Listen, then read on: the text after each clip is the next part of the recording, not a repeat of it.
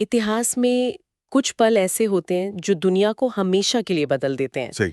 लेकिन सोचिए, क्या हो अगर 30 साल का एक पूरा दौर ही ऐसा हो। बिल्कुल। 1914 से 1945 के बीच दुनिया ने 2 विश्व युद्ध देखे और हमारे हाथ में जो स्रोत हैं वो एक बहुत ही दिलचस्प कहानी बताते हैं। हाँ, ये बताते हैं कि ये दो अलग अलग युद्ध नहीं थे।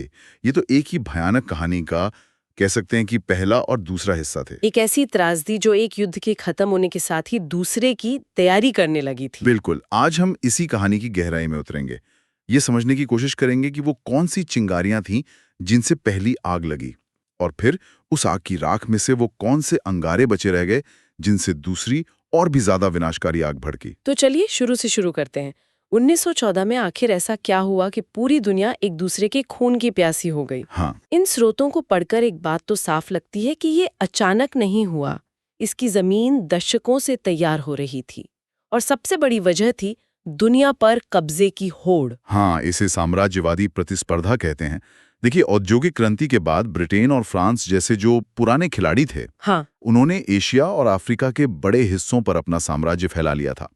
लेकिन अब मैदान में जर्मनी जैसा एक नया बहुत ताकतवर खिलाड़ी आ चुका था। और वो भी पूरी तैयारी के साथ। पूरी तैयारी के साथ 1914 तक तो जर्मनी का औद्योगिक उत्पादन ब्रिटेन और फ्रांस दोनों को मिलाकर भी ज्यादा हो चुका था, तो जाहिर है उसे अपने कारखानों के लिए कच्चा माल चाहिए था। और बने हुए सामान के लिए बाजार। बिल्कुल।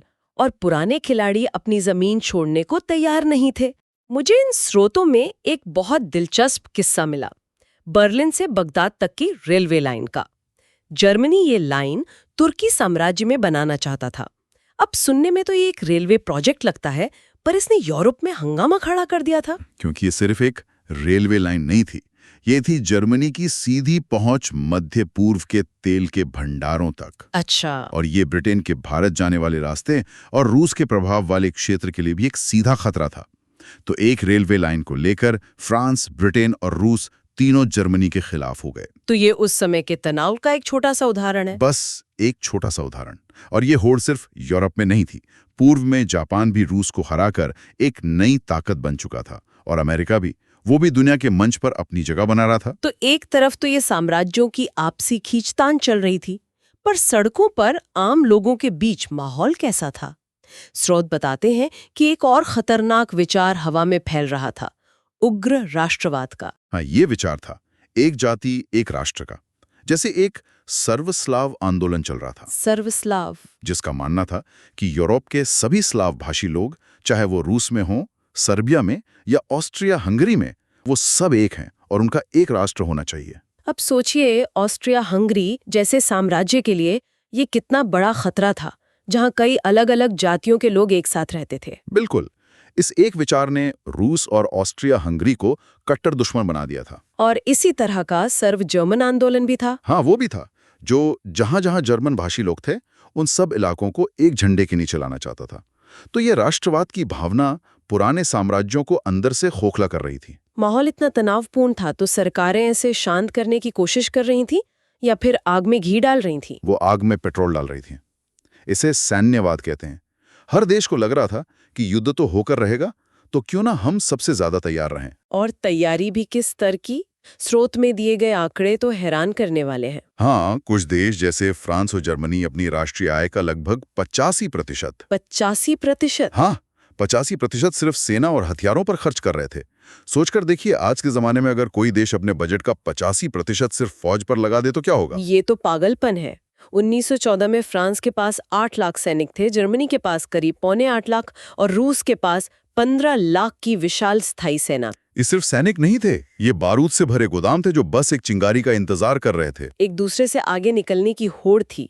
जर्मनी ने 1912 में इम्परेटर नाम का जहाज बनाया, जो दुनिया का सबसे बड़ा समुद्री जहाज था। हाँ, सिर्फ ब्रिटेन की नौसेना को नीचा दिखाने के लिए। और इस पागलपन ने एक और खतरनाक चीज को जन्म दिया, गुटबंदी। बिल्कुल, पूरा यूरोप दो दुश्मन खेमों में बट गया।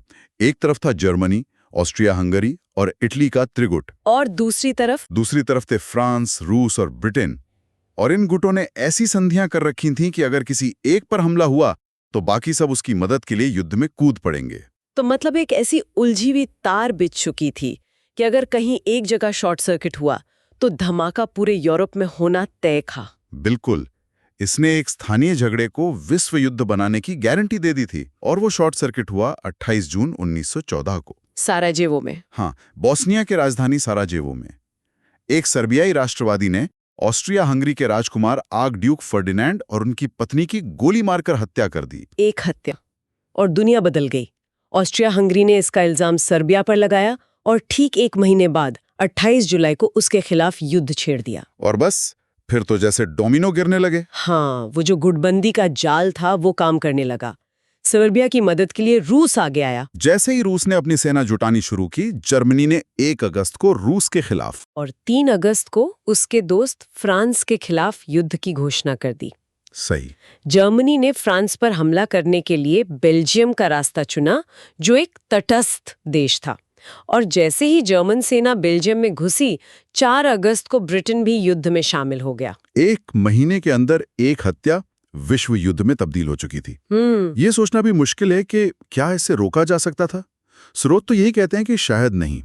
उस वक्त तक हालात इतने खराब हो चुके थे कि युद्ध लगभग तय था। हाँ, ये हत्या तो बस एक बहाना बनी। युद्ध शुरू तो हो गया, लेकिन किसी ने नहीं सोचा था कि ये 4 साल से ज्यादा चलेगा और करोड़ों जाने लेगा। और युद्ध में 2 बड़े मोड़ आए 1917 में। पहला, रूस में बोल्शेविक क्रांति हो गई और लेनिन ने जर्मनी से संधि करके रूस को युद्ध से बाहर निकाल लिया। ये जर्मनी के लिए बड़ी राहत थी। बहुत बड़ी। लेकिन तभी जर्मनी ने एक बहुत बड़ी गलती कर दी। लुसितानिया जहाज, हाँ, उनकी पनडुब्बियों ने अटलांटिक महासागर में जहाजों पर हमले तेज कर दिए। उन्होंने लुसितानिया नाम का एक जहाज डुबो दिया, जिसमें 100 से ज्यादा अमेरिकी नागरिक मारे गए। और इससे अमेरिका में गुस्सा भड़क गया। बिल्कुल। और 6 अप्रैल 1917 को अमेरिका भी मित्र राष्ट्रों की तरफ से युद्ध में शामिल हो गया। अमेरिका का आना निर्णायक साबित हुआ। हाँ, उसकी ताजी सेना और विशाल औद्योगिक ताकत के सामने थका हुआ जर्मनी टिक नहीं सका। आखिरकार 11 नवंबर 1918 को जर्मनी ने युद्ध विराम संधि पर हस्ताक्षर कर दिए। महायुद्ध खत्म हो गया था। युद्ध खत्म हुआ, सड़कों पर जश्न मनाया गया। लेकिन पेरिस में, जहां विजेता देश शांति की शर्तें तय करने के लिए इकट्ठे हुए, वहां जश्न का माहौल नहीं था। वहां बदले की भावना हावी थी। और यहीं पर वर्साई की संधि तैयार की गई। इन स्रोतों को पढ़कर लगता है कि ये कोई शांति समझौता नहीं, बल्कि अगले युद्ध का एक तरह से घोषणा पत्र था। आपने बिल्कुल सही कहा। इसे शांति कहने ही गलत है।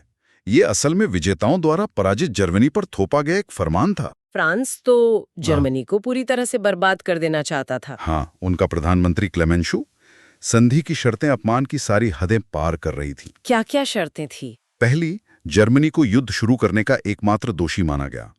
दूसरी, उसकी सेना को घटाकर सिर्फ 1 लाख कर दिया गया। वायुसेना और पनडुब्बियों पर तो पूरी तरह पाबंदी लगा दी गई। और उसके इलाके भी छीन लिए गए। हाँ, उसके कई अमीर इलाके जैसे एल्सास लॉरेन छीनकर फ्रांस को दे दिए गए। और चौथी और सबसे घातक शर्त, जर्मनी पर 6 अरब 10 करोड़ पाउंड का भारी भरकम हर्जाना लगाया गया। 6 अरब? ये तो उस समय खगोलीय रकम थी। बिल्कुल। तो इंतजार कीजिए, क्या उस समय किसी ने ये नहीं कहा कि ये तो बहुत ज्यादा है? क्या किसी को ये एहसास नहीं हुआ कि इतना अपमान और बोझ एक देश को बदले की आग में झोंक सकता है? कुछ लोगों ने कहा था, लेकिन उनकी आवाज दब गई। असल में ये संधि एक शांति स्थापित करने की कोशिश कम और बदला लेने की कार्रवाई ज्यादा थी। तो जैसा कि स्रोत कहते हैं, ये असल में सिर्फ एक 20 साल का युद्ध विराम था। बिल्कुल। यहीं पर दूसरे विश्व युद्ध की जड़ें बो दी गईं। और उन जड़ों को खाद पानी मिला अगले 20 सालों में। जर्मनी में वर्साई की संधि को एक राष्ट्रीय अपमान के तौर पर देखा गया। लोगों में गुस्सा था। और इसी गुस्से की लहर पर सवार होकर सत्ता में आया एडोल्फ हिटलर। हाँ, हिटलर और उसकी नाजी पार्टी का पूरा राजनीतिक कार्यक्रम ही वर्साई की संधि को फाड़कर फेंकने के वादे पर टिका था। इसी बीच इटली में मुसोलिनी का फासिवाद भी पनप रहा था। ये दोनों विचारधाराएं लोकतंत्र को कमजोरी मानती थीं। हाँ, और सैनिक ताकत और साम्राज्य के विस्तार में यकीन रखती थीं। लेकिन लोग ऐसे नेताओं के पीछे क्यों चल पड़े? यहाँ पर स्रोत 1929 की महामंदी का जिक्र करते हैं। हाँ, ये एक बहुत अहम कड़ी है। 1929-30 की विश्वव्यापी आर्थिक मंदी ने जर्मनी को तबाह कर दिया। करोड़ों लोग बेरोजगार हो गए, फैक्ट्रियां बंद हो गईं। तो जब लोग भूखे और निराश होते हैं तो वे मजबूत नेताओं की तरफ देखते हैं जो उन्हें गौरव वापस दिलाने और सारी समस्याओं को हल करने का वादा करते हैं। हिटलर ने यही किया। आर्थिक तबाही ने तानाशाही के लिए जमीन तैयार कर दी। और जब हिटलर एक एक करके वर्साई की संधि के धज्जियां उड़ा रहा था, अपनी सेना बढ़ा रहा था, तो ब्रिटेन और फ्रांस क्या कर रहे थे? वो तुष्टीकरण की नीति अपना रहे थे। तुष्टीकरण की नीति मतलब किसी बदमाश को अपना लंच का पैसा देते रहना इस उम्मीद में कि एक दिन उसका पेट भर जाएगा और वो तंग करना छोड़ देगा। ब्रिटेन और फ्रांस हिटलर को छोटी मोटी रियायतें देते रहे। लेकिन ऐसा क्यों? क्या वो इतने भोले थे? इसके पीछे एक डर भी था और एक गलत कैलकुलोडी। डर था एक और विश्व युद्ध का, और गलत कैलकुलो ये था कि शायद एक मजबूत जर्मनी साम्यवादी सोवियत रूस के फैलाव को रोकने के लिए एक दीवार का काम करेगा। और इसका सबसे शर्मनाक उदाहरण 1938 का म्यूनिख समझौता है। बिल्कुल, जहां ब्रिटेन और फ्रांस ने हिटलर को चेकोस्लोवाकिया का एक हिस्सा हड़पने की इजाजत दे दी, वो भी बिना चेकोस्लोवाकिया से पूछे। लेकिन बदमाश का पेट कभी नहीं भरता। तुष्टीकरण ने हिटलर को और भी आक्रामक बना दिया। उसे यकीन हो गया कि पश्चिमी देश कमजोर हैं और उसे कोई नहीं रोकेगा। और आखिरकार 1 सितंबर 1939 को उसने पोलैंड पर हमला कर दिया। इस बार ब्रिटेन और फ्रांस समझ गए कि अब बहुत हो चुका। हाँ, 2 दिन बाद उन्होंने जर्मनी के खिलाफ युद्ध की घोषणा कर दी। 20 साल का युद्ध विराम खत्म हो चुका था। दूसरा विश्व युद्ध शुरू हो गया था। और ये युद्ध पहले वाले से भी कहीं ज्यादा भयानक और विनाशकारी साबित हुआ। शुरुआत में तो ऐसा लगा कि हिटलर को कोई नहीं रोक सकता। उसकी सेनाओं ने बिजली की तेजी से डेनमार्क, नॉर्वे, हॉलैंड, बेल्जियम और यहां तक कि फ्रांस को भी रौंद डाला।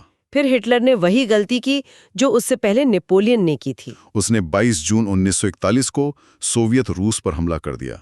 ये युद्ध का एक बहुत बड़ा मोड़ था। और दूसरी तरफ प्रशांत महासागर में जापान अपनी ताकत बढ़ा रहा था। 7 दिसंबर 1941 को उसने अमेरिका के पर्ल हार्बर पर हमला करके सोए हुए शेर को जगा दिया। अमेरिका के युद्ध में आने से पासा पूरी तरह पलट गया। अब एक तरफ जर्मनी, इटली और जापान थे, और दूसरी तरफ ब्रिटेन, सोवियत संघ और अमेरिका। धीरे धीरे मित्र राष्ट्रों की विशाल औद्योगिक और सैनिक ताकत भारी पड़ने लगी। और यूरोप में 7 मई 1945 को जर्मनी ने आत्मसमर्पण कर दिया। यूरोप में युद्ध खत्म हो गया, पर जापान अब भी लड़ रहा था। हाँ, और तब अमेरिका ने एक ऐसा कदम उठाया जिसने इंसानियत के इतिहास को हमेशा के लिए बदल दिया। परमाणु बम। 6 अगस्त 1945 को हिरोशिमा और 9 अगस्त 1945 को नागासाकी पर परमाणु बम गिराए गए। इसके बाद 2 सितंबर 1945 को जापान ने भी हथियार डाल दिए। दूसरा विश्व युद्ध खत्म हो गया। लेकिन इसकी कीमत क्या थी? स्रोत में जो आंकड़े हैं वो दिमाग को सुन्न कर देते हैं। कीमत अकल्पनीय थी। इस युद्ध में करीब 5 करोड़ से ज्यादा इंसान मारे गए। ये एक ऐसा आंकड़ा है जिसे समझना लगभग नामुमकिन है। इनमें से आधे से ज्यादा तो आम नागरिक थे। हाँ, करीब 2.8 करोड़। अकेले सोवियत संघ ने अपने 2 करोड़ लोग खो दिए। और इन सब के बीच नाजियों ने अपने यंत्रणा शिविरों में 60 लाख यहूदियों का योजनाबद्ध तरीके से नरसंहार किया। ये मानव इतिहास की सबसे बड़ी त्रासदियों में से एक थी। तो इस महाविनाश के बाद दुनिया कैसी दिखी? इसका असर क्या हुआ? सबसे पहला और बड़ा असर तो ये हुआ कि यूरोपीय श्रेष्ठता का मिथक टूट गया। युद्ध ने यूरोप को खंडर बना दिया था। भारत, बर्मा, श्रीलंका जैसे दर्जनों औपनिवेशिक देश एक एक करके आजाद होने लगे। और ब्रिटेन अब विश्व शक्ति नहीं रहा। नहीं, उसकी जगह 2 नई महाशक्तियां उभरी, पूंजीवादी अमेरिका और साम्यवादी सोवियत रूस। और यहीं से इन दोनों के बीच दशकों तक चलने वाले शीत युद्ध की नींव पड़ी। और एक कोशिश और हुई भविष्य को सुरक्षित करने की। हाँ, भविष्य में ऐसे युद्धों को रोकने के लिए संयुक्त राष्ट्र संघ यानी यूनाइटेड नेशंस की स्थापना की गई। ये राष्ट्र संघ की असफलता से सबक लेकर बनाया गया एक ज्यादा मजबूत संगठन था। तो हमने देखा कि कैसे 20वीं सदी की शुरुआत की साम्राज्यवादी होड़, राष्ट्रवाद और हथियारों के पागलपन ने एक महायुद्ध को जन्म दिया। और फिर उस युद्ध को खत्म करने के लिए की गई एक अन्यायपूर्ण संधि ने कैसे दूसरे, उससे भी ज्यादा विनाशकारी युद्ध की जमीन तैयार कर दी। यहाँ जो सबसे बड़ा सबक इन स्रोतों से मिलता है वो ये है कि जब शिकायतों को ठीक से सुना नहीं जाता और शांति समझौते न्याय पर नहीं बल्कि बदले की भावना पर आधारित होते हैं तो वो शांति नहीं लाते। वो हिंसा और नफरत का एक नया और भी खतरनाक चक्कर शुरू कर देते हैं। वर्साई में लिए गए फैसलों की गूंज दशकों तक सुनाई देती रही और उसकी कीमत करोड़ों बेगुनाह लोगों ने अपनी जान देकर चुकाई। ये वाकई सोचने वाली बात है। स्रोत हमें ये भी बताते हैं कि द्वितीय विश्व युद्ध के बाद संयुक्त राष्ट्र संघ बना, ठीक वैसे ही जैसे प्रथम विश्व युद्ध के बाद राष्ट्र संघ बना था। ये आज के लिए एक जरूरी सवाल छोड़ जाता है। 20वीं सदी के उन युद्धों से पहले के तनाव और आज के वैश्विक तनावों में क्या कोई समानता दिखती है? और क्या हमारी आज की अंतर्राष्ट्रीय संस्थाएं वैसी किसी तबाही को रोकने के लिए पहले से ज्यादा तैयार और सक्षम हैं?